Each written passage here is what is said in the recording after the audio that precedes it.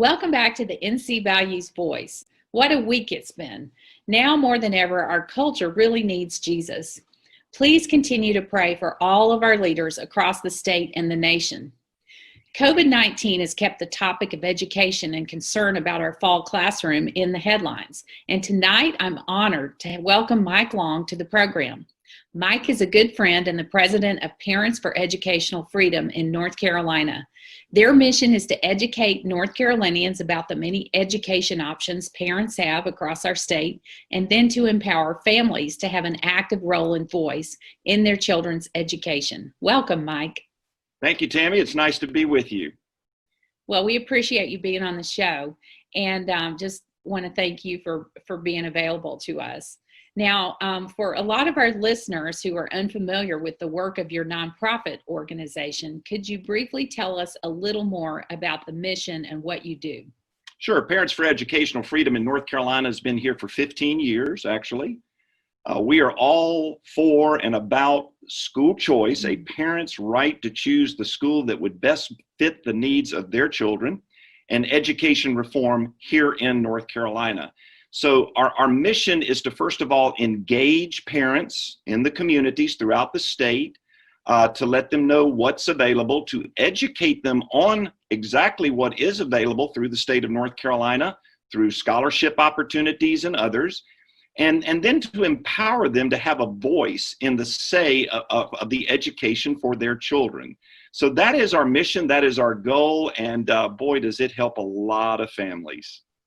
It sure does, Mike. And of course, we worked along with your organization a number of years ago to help get the bill through that passed the Opportunity Scholarship Program.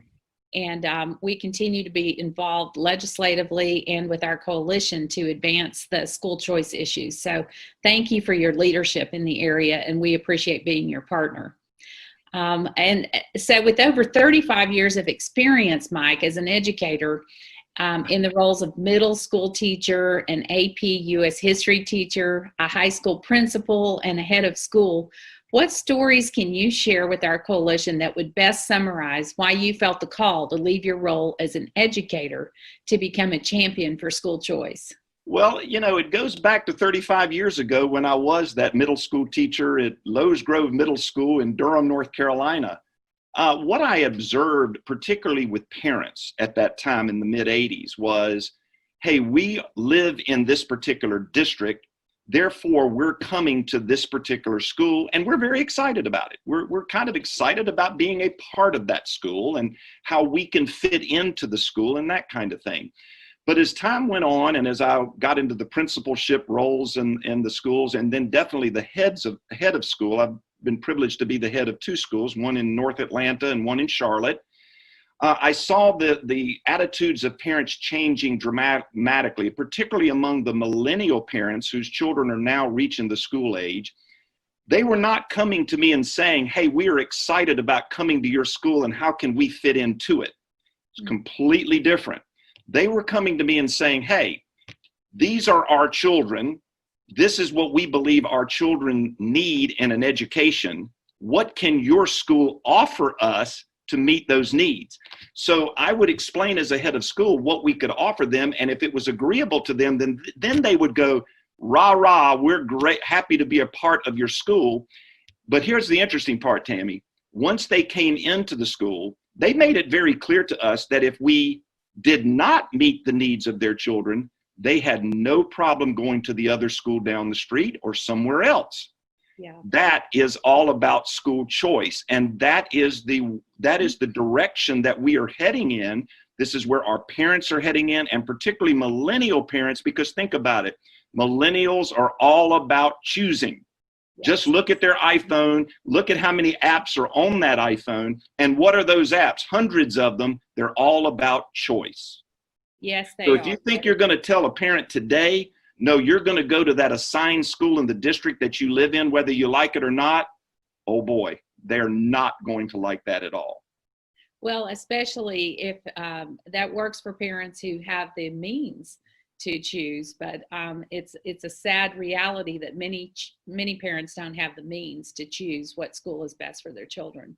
My family is a perfect example. I raised our kids, my wife and I, in the Durham public school system through their elementary years. By the time they were reaching middle school age, we started to see some problems at the school that they would be assigned to.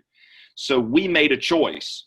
We sold our house in Durham and we moved to North Raleigh so that our kids could attend North Raleigh Christian Academy. It was the greatest decision that my wife and I ever made as parents, and it was the greatest benefit for our children. But here's the key. We had the means to do it. I believe that every parent, regardless of their socioeconomic status, should have the opportunity and the means to make the very same choice for children that we made for ours. I totally agree, Mike. I do. Thank you. Well, let's first talk about another option. It's the option of homeschooling. And really, it's the option seeing the most growth over the last few years in our state. In fact, the latest number I saw was 142,000 students being homeschooled.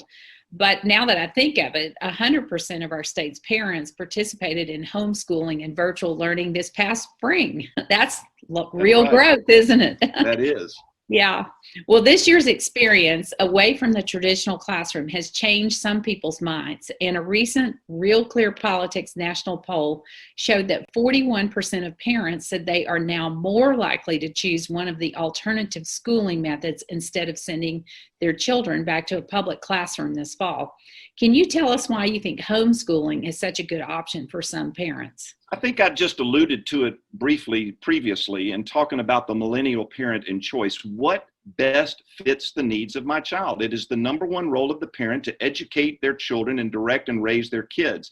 And so these parents are far more in depth to what is being offered out there. And so if the school up the street that they are assigned to is not meeting their needs, or if they don't feel safe in that environment, or if their child is being bullied and no one will listen, which is what we hear a lot of as well, then they simply want the option to be able to choose what's best. And if they can't find it, they love their children so much that they're willing to homeschool them. We even asked some parents in Charlotte at a parent program that we put on there. All of these parents were on the Opportunity Scholarship and they were attending the school of their choice. We asked them, if this Opportunity Scholarship was taken away from you suddenly by the legislature, what would you do? Now, I thought I was going to hear, well, I guess we have no choice but to go back to the public school that we're assigned to up the road. I did not hear that from one parent. Wow. Every single parent said, I guess we would have to homeschool our child. Wow. That's how serious this is. And that's why I believe homeschooling is really growing, because many of the public schools they're assigned to simply are not meeting the needs. They are not listening to parents.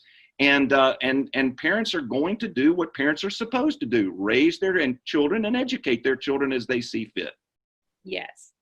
Well, as a former homeschool parent for only 2 years, I can say that I learned a lot about my children homeschooling, and including learning what their learning styles were. And then my husband and I developed a philosophy concerning how we wanted our children to be educated during that period of homeschooling. And so it makes you more of a involved parent.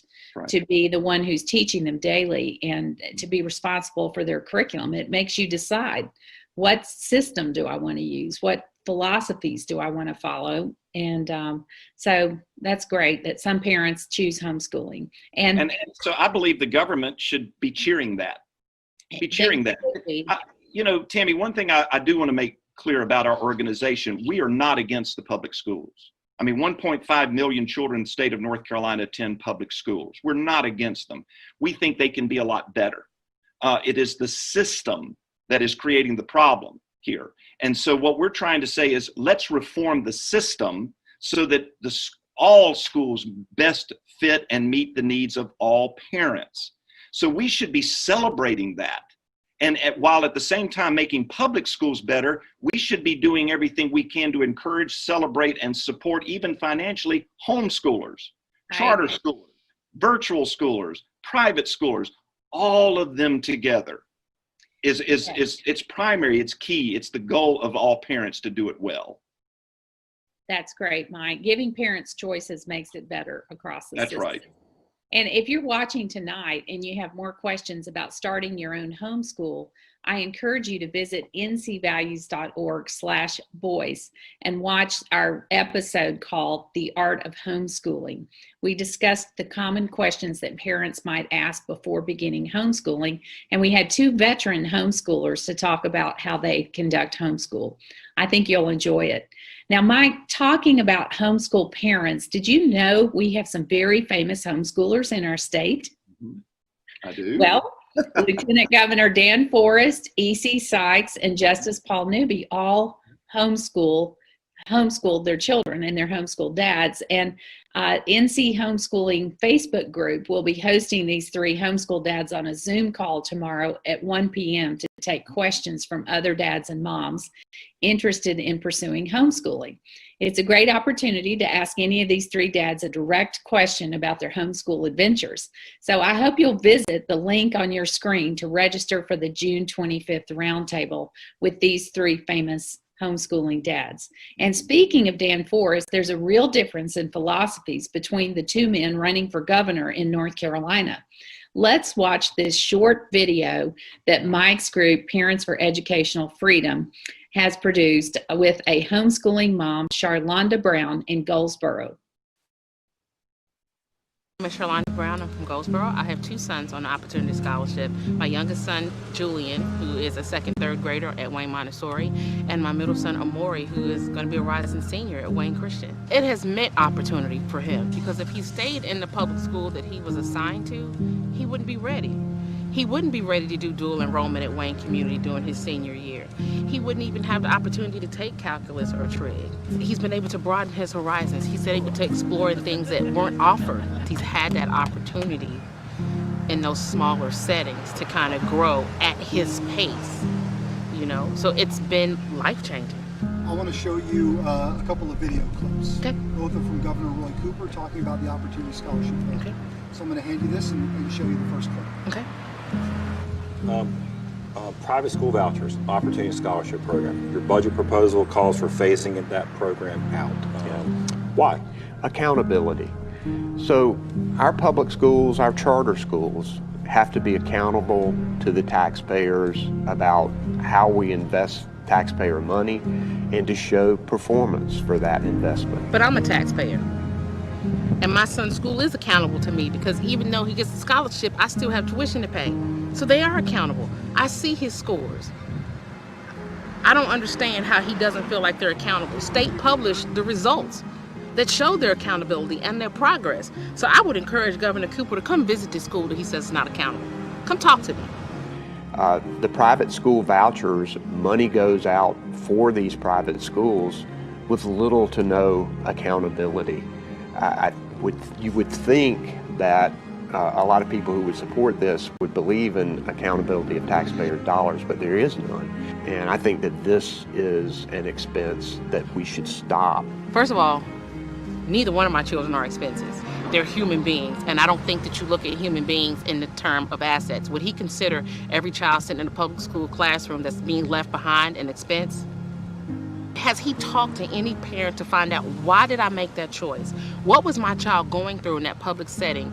What were we going through as a family? I was on the verge of losing Amori. I saw him changing. He was withdrawing. His grades were failing. He was not talking. The person that I knew, he was becoming somebody completely different. And if I wouldn't have had the opportunity to pull him out of there, I don't know if he would be the person he is today, because he was suffocating in that system. His needs weren't being met, and nobody would listen. So why doesn't he come and talk to me or talk to parents about why we made that choice? Come hear my heart.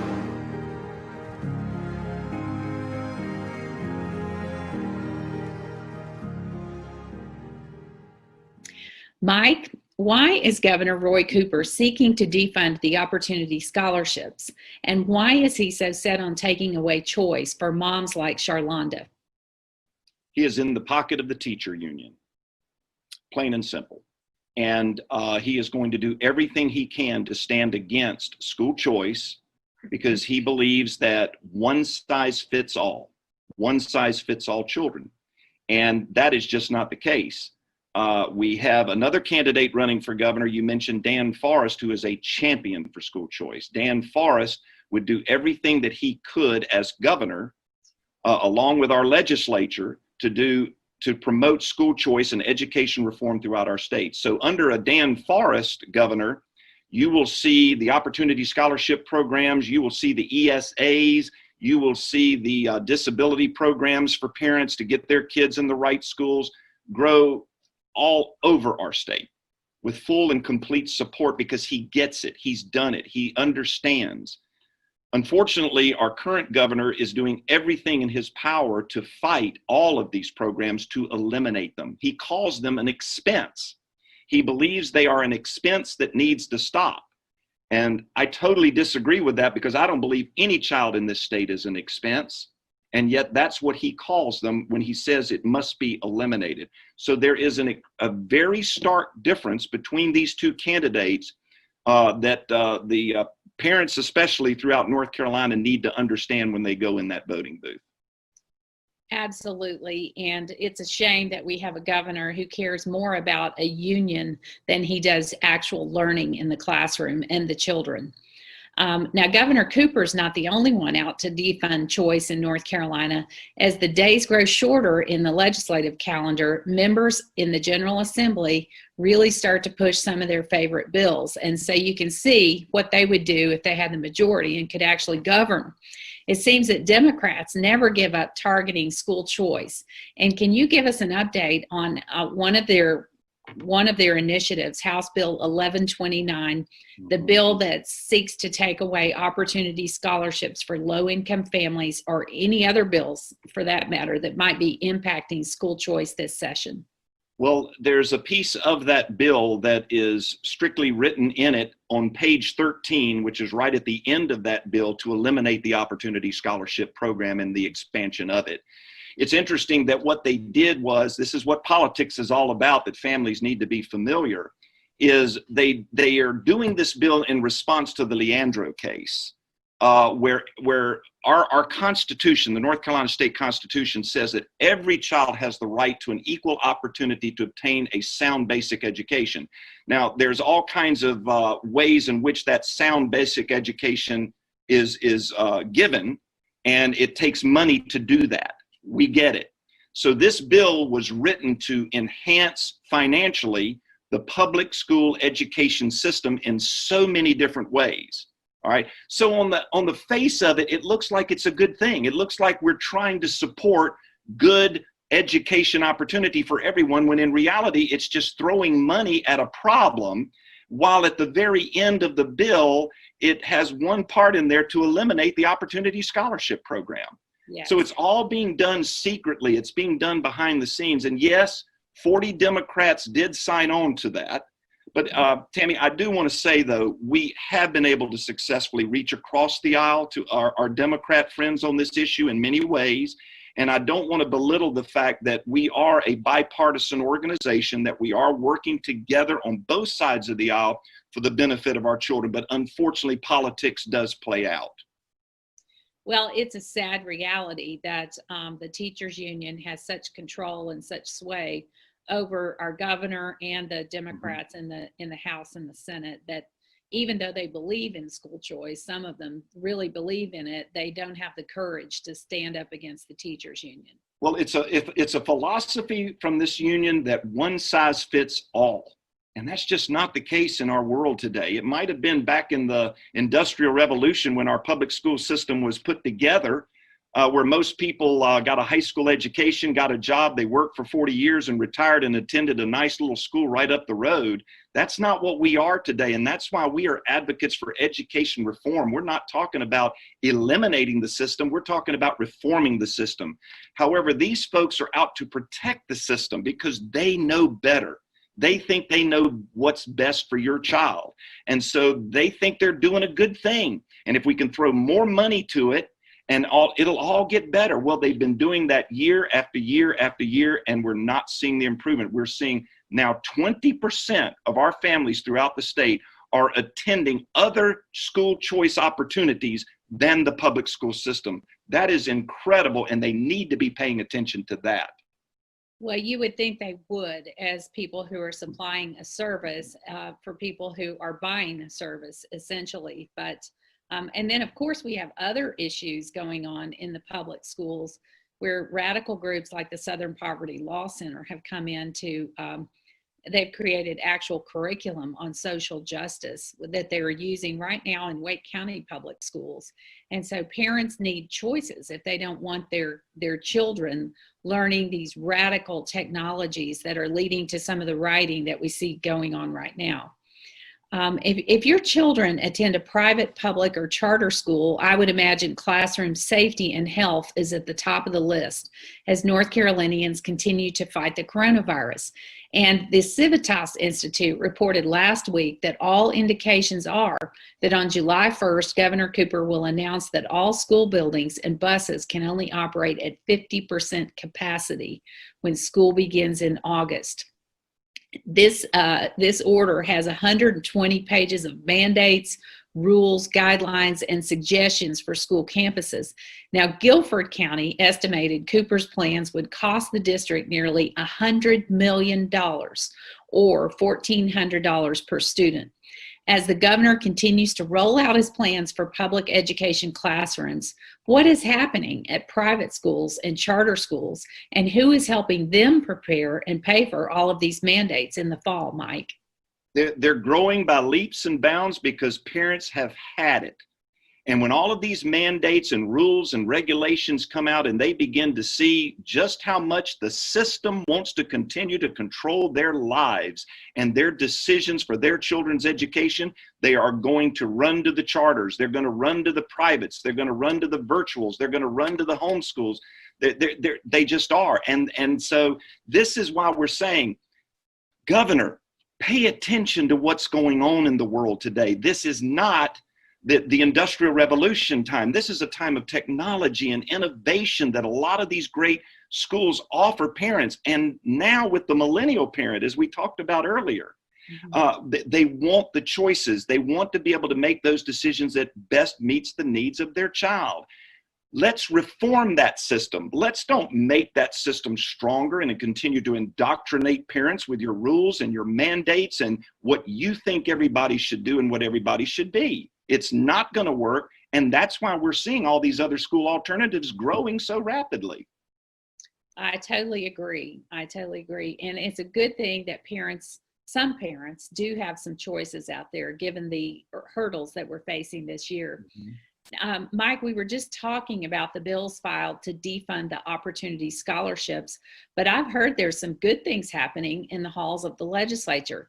I understand you've been working with Senator Rob Bryan on Senate Bill 857, the Private School Families Tax Incentive Act, to help families with a tax credit if they're sending their children to private school.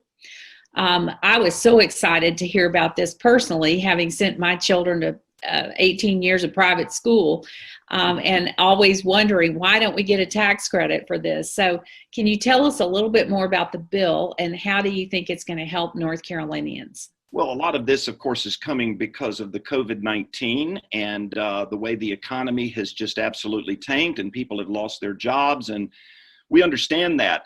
Our families need help. They need help financially. And yet they should not be punished, let's say, because of COVID-19 to the fact that they've lost their job and they can no longer afford to send their child to the school of their choice.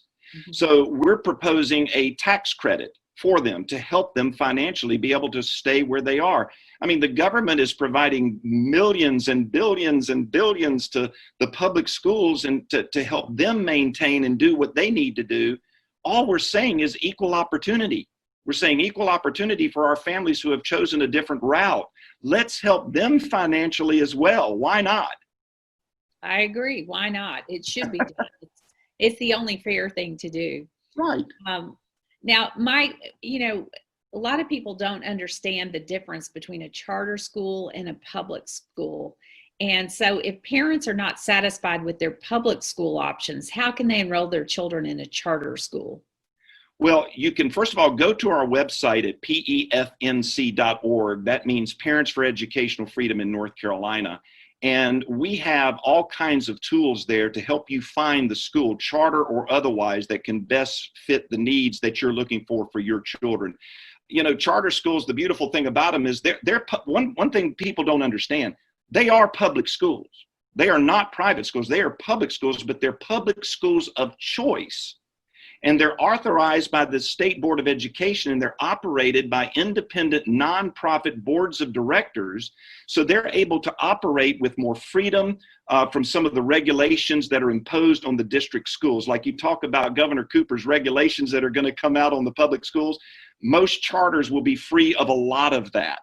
So they have the opportunity and freedom to run their schools so that it does best meet their mission.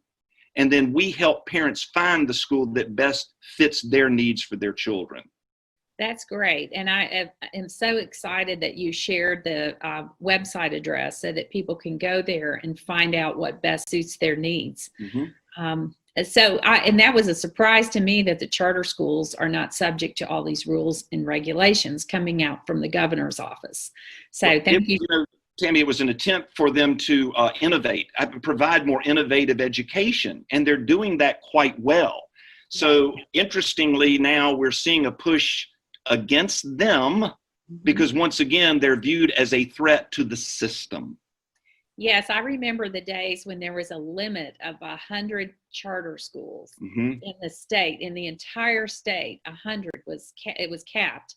And the cap was removed. And I think there's an attempt, or I've heard some rumblings about trying to put a cap again on how many charter schools the state can have, which is a ridiculous idea when every one of them has a waiting list for kids to get in. So what I would like to ask these politicians to do, go to these parents that want to make these choices and ask them why. Why do you want to make this choice? I think you'll learn something. That's what we do. And we're listening to parents, and that's why we're advocating for public policy that can best meet their needs. We understand why they're choosing to leave a public school for another. We need our politicians, we need our governor to do the very same thing. Ask them, why are you leaving? And maybe you'll get it and be able to meet their needs better and make the whole system better for everyone.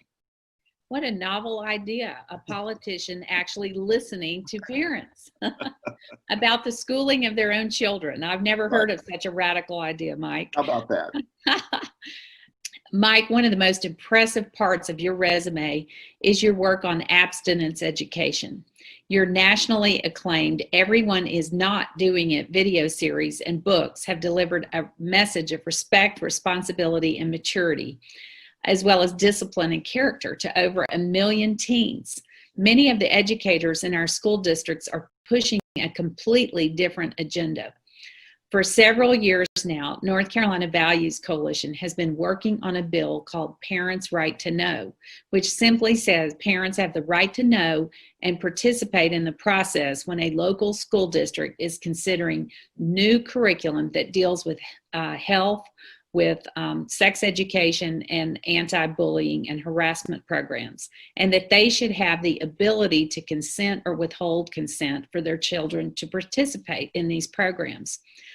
Why wouldn't every legislator be in favor of informing parents of what's happening in the classroom, especially when it concerns sex?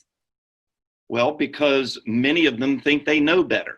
They think they know what's best for everybody. And so they want to indoctrinate our children, all of them, to certain lifestyles, to certain value systems and beliefs that many parents simply do not agree. They may not agree for health reasons. They may not agree for religious reasons, but this is America, and they should have the freedom to be able to see what is being taught to their children and then be able to make a decision as to whether or not they as parents will allow that for their children.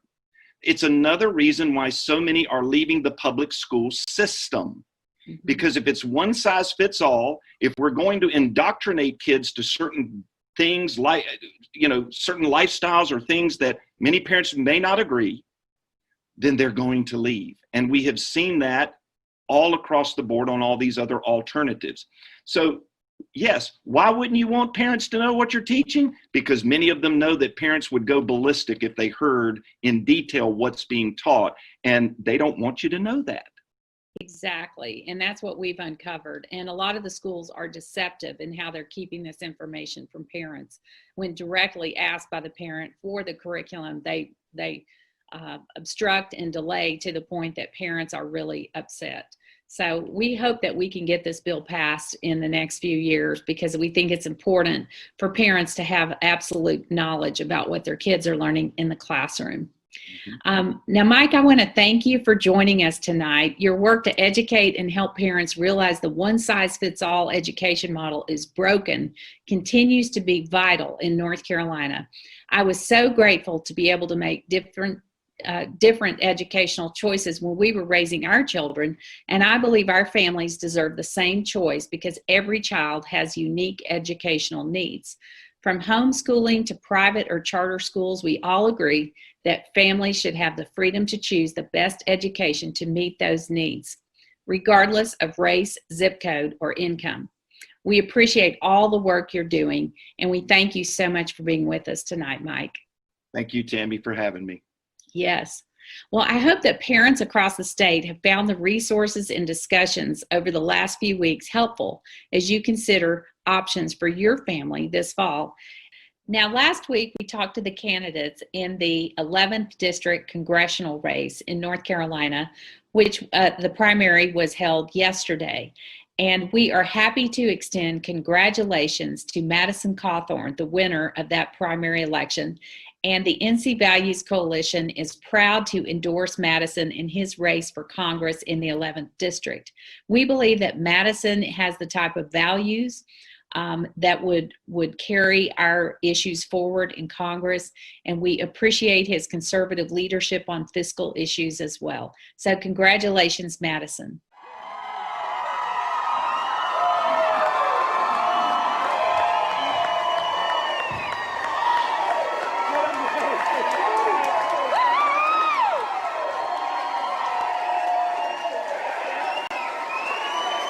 To that I say, nothing is impossible.